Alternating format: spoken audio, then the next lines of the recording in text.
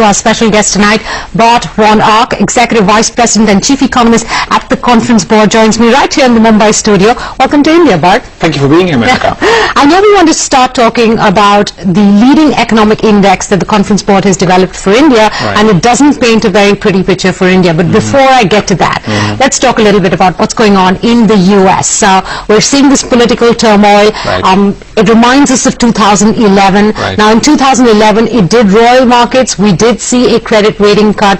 What do you think this time is going to bring us? Yeah, I mean, as you said, I mean, today's news was actually altogether reasonably positive. The second quarter holding up reasonably well. Also, we had a little bit of an uptick in the first quarter, which was actually a weak quarter. That was upgraded to 1.1. So that was all kind of okay. Then these unemployment claims that you mentioned, I think that's also good news for the labor market. But we really need to look forward, and there's still some real threats in the economy itself.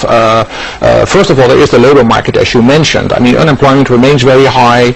Unemployment came down last month, but it comes down for the wrong reasons. I mean, labor force participation is declining in the United States, so we need to add more jobs rather than see people leaving the labor force. So that's a major concern in going forward. Luckily, we had this number today. But then there are some other threats. Investment doesn't look really very promising in going forward. It picked up a little bit in the number that we got today for the second quarter, but in looking forward, it's still way too weak.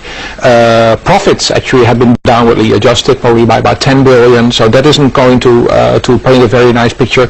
And then, of course, we have exports. Even though exports is not such a big part of the U.S. economy, with this weak global economy, including India, which we'll talk about in a minute, that's not going to look promising. And then, as you say, down the line, there is the politics of all this. So we're going back down the line, into this. Right here, it may, as you say, it may actually start tomorrow. So the government shutdown is one thing that might potentially happen. The bigger worry, in my view, is the debt ceiling debate. If we get into that indeed in 2011 created a huge uproar, and hopefully that will not happen again, because that could really push down growth.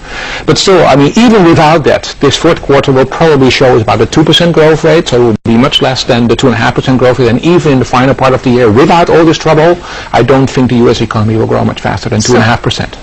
Okay, so 2.5% is what you're looking at for 2012. For the final part of the year. For the year as a whole, given the weakness in the beginning of the year, we would drop below 2%. Yeah.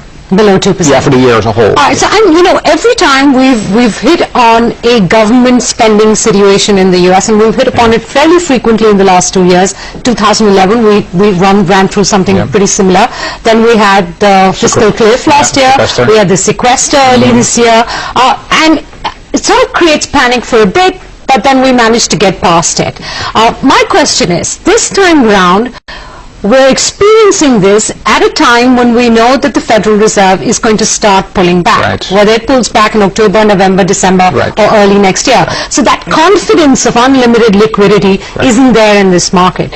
What kind of double whammy impact could this have? Well, I think, first of all, I think the surprise, at least to some, the surprise that the tapering didn't happen in September, I think actually sent a sign to the markets that the Fed will only do this if they really see an improvement in the economy. We were not so surprised ourselves at the Conference Board, because the economy wasn't really that strong. So in the end we thought, well, this was the right decision for the Fed to take. Now, of course, the Fed basically said, if the economy shows strengthening, then we may do that. So don't be surprised that if the economy is going to accelerate to 2.5% or more in the fourth quarter, it's going to happen. But if it remains as weak as it is, then I think we're very likely to see the tapering further delayed, probably well into next year. The other thing that is very important to keep in mind is that there is a change of mindset in the United States. We talk about recovery, but it's really hard these days, 5 years after this financial crisis started, to speak about recovery.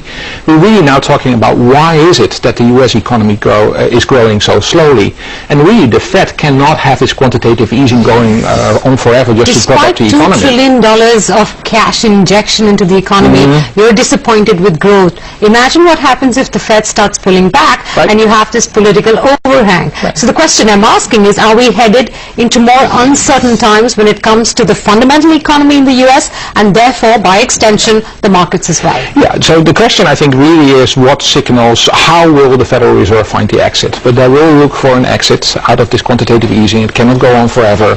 But at the same time, I think they're very cautious not to do this at a time that the effects on the economy will be very negative. So that's why I would say, let's keep watching the real economy in the United States, because that's to a large extent determining their numbers, including the labor market, by the way. That's very important. Fair enough. So you're expecting realistically the taper